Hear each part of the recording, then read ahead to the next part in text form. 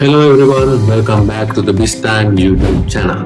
The budget proposal for 2026 have been presented in Parliament by His Excellency the President of Sri Lanka.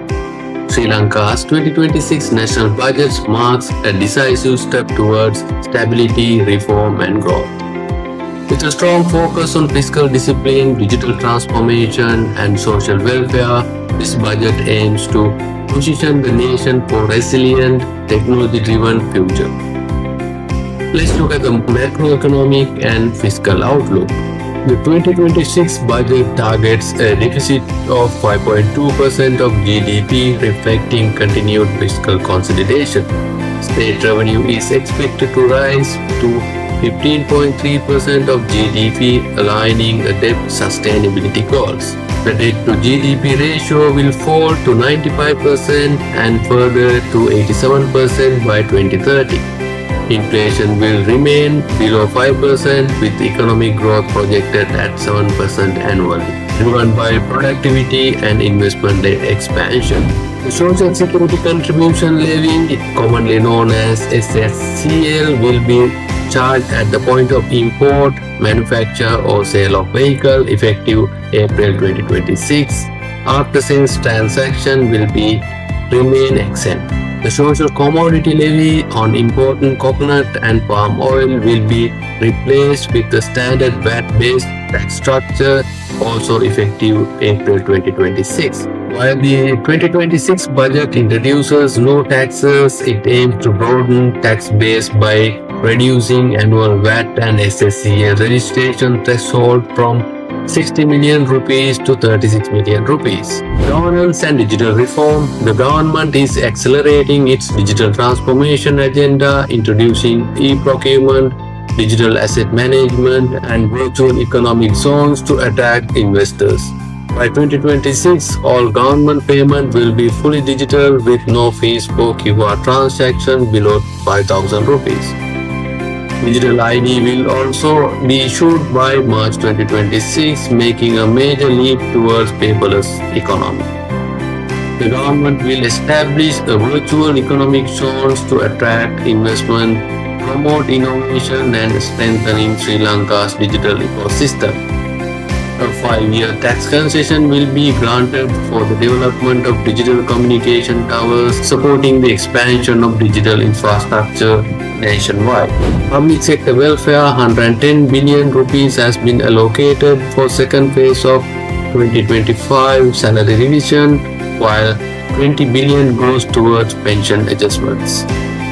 Public service employment will expand by 75,000 new recruits, focusing on technical and enforcement roles. The festive advance for public employees increases to 15,000 rupees and Agrahara insurance contribution sees an upward revision. All employees serving over 6 months under the Public Administration Circulars 25/2014 and 29/2019 will be granted the permanent appointments. 250 million rupees allocated to raise railway gatekeeper allowance from 7,500 to 15,000 rupees per month. 12.5 billion rupees allocated for vehicles and machinery for government institution and replace vehicle for outgoing parliamentarians. Infrastructure and urban development. Infrastructure takes a center stage with 34 billion rupees allocated for road development, including the Central Expressway and Ratnapura Expressway. Housing and urban development receive 15 billion rupees, while 4.29 billion rupees supported by India will fund 2,000 houses for state workers. 15 billion rupees allocated under the Urban Regeneration Project to construct housing in Colombo and suburbs. 2 billion allocated for urban development feasibility studies in 10 cities including Jaffna, Ahaniyagoda, Batiklo, Chilaw and Matar. Budgetary allocations have been made for several key initiatives to improve urban infrastructure and public services.